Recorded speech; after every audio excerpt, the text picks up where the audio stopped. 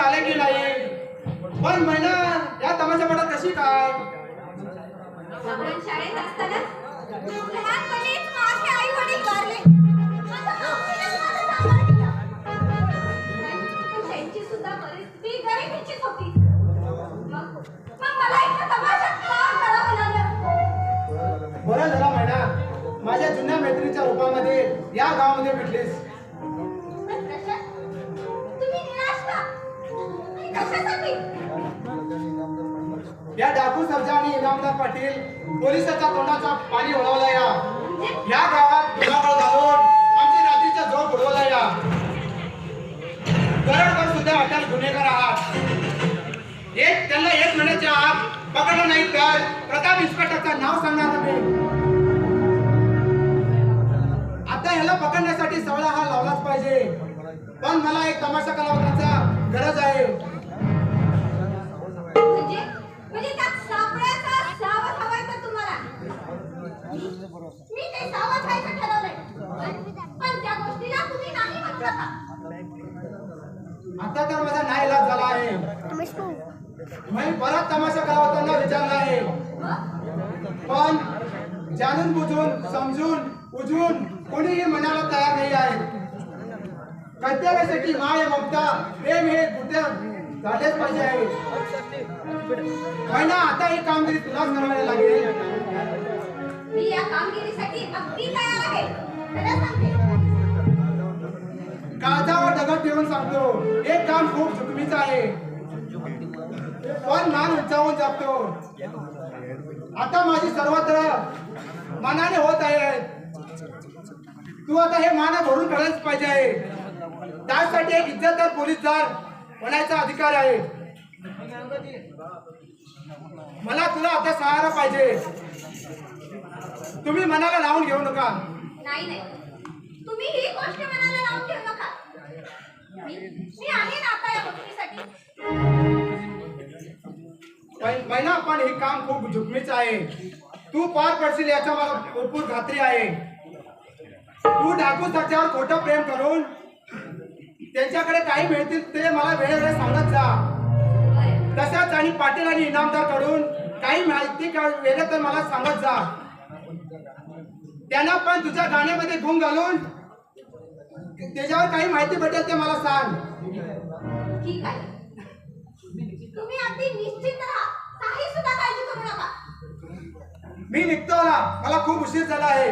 परत भेटू आपण. बरं.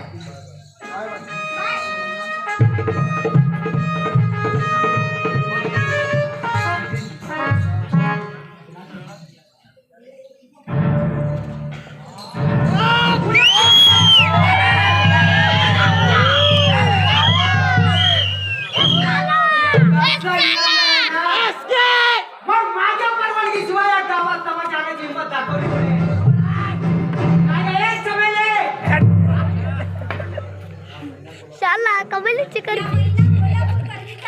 मानाचा मुजरा इनामदार.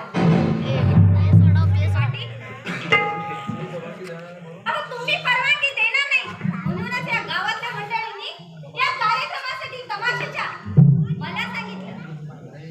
नाही, या गावात तमाशा होणार नाही. गेल्या 20 वर्षापूर्वी हा पाटील आणि इनामदारचे मर्जे विरोध साधिक चुंडू सुद्धा वाचले नाही. आणि हा पाटील जीवन आहे तोपर्यंत कोणतीही बाई या वाड्यावर नाचणार नाही.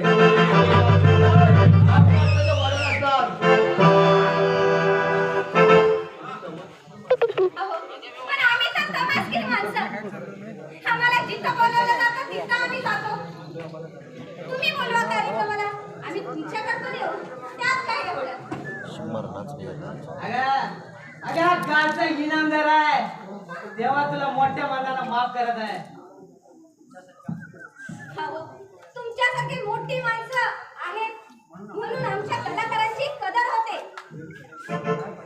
काय पाटील, आज तुमच्या गावामध्ये आमच्यासारख्या देव माणसाचा पाय लागला.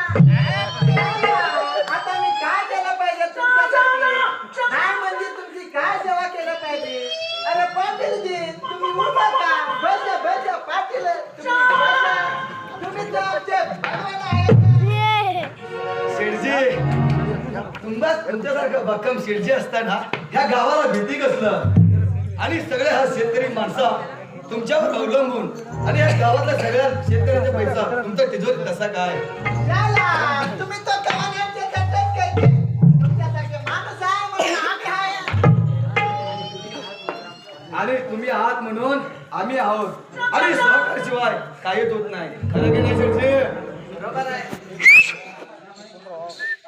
त्याला ते तर जमलं कराय पण महिनाभर जरा रंगीत सुरू कर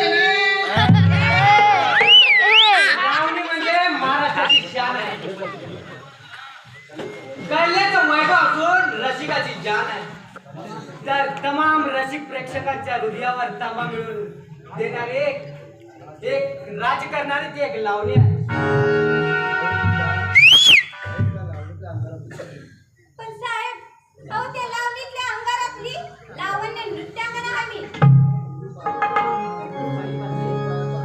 अहो पायात ह्या घुंगरू बांधली की पाय कसे अगदी नाचायला लागतात अंगाचा सगळा थरका फुटतो